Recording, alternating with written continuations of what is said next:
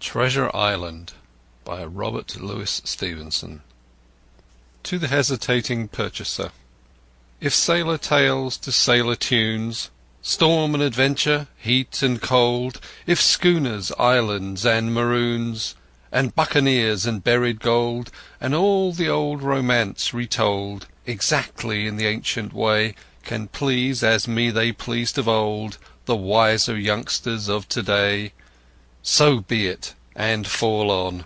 If not, if studious youth no longer crave, his ancient appetites forgot, Kingston or Ballantyne the brave, or Cooper of the Wood and Wave, so be it also, and may I and all my pirates share the grave where these and their creations lie.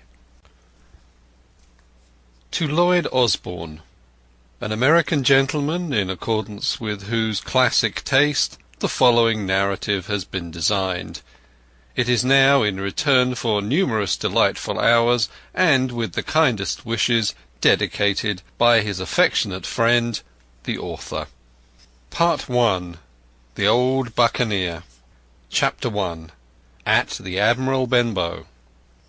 Squire Trelawney, Dr. Livesey, and the rest of these gentlemen, having asked me to write down the whole particulars about Treasure Island from the beginning to the end, keeping nothing back but the bearings of the island, and that only because there is still treasure not yet lifted, I take up my pen in the year of grace 17 and go back to the time when my father kept the Admiral Benbow Inn, and the brown old seaman with the sabre cut first took up his lodging under our roof.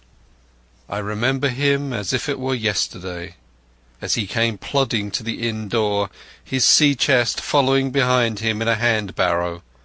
A tall, strong, heavy, nut-brown man, his tarry pigtail falling over the shoulders of his soiled blue coat, his hands ragged and scarred with dirty broken nails, and the sabre cut across one cheek, a dirty, livid white. I remember him looking round the cove and whistling to himself as he did so, and then breaking out in that old sea-song that he sang so often afterwards.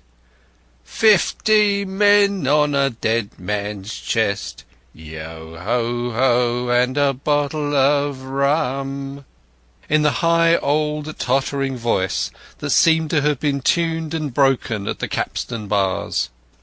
Then he rapped on the door with a bit of a stick like a handspike that he carried, and when my father appeared, called roughly for a glass of rum. This, when it was brought to him, he drank slowly like a connoisseur, lingering on the taste, and still looking about him at the cliffs and up at our signboard. "This is a handy cove," says he at length, "and a pleasant sitiated grog shop. Much company, mate?"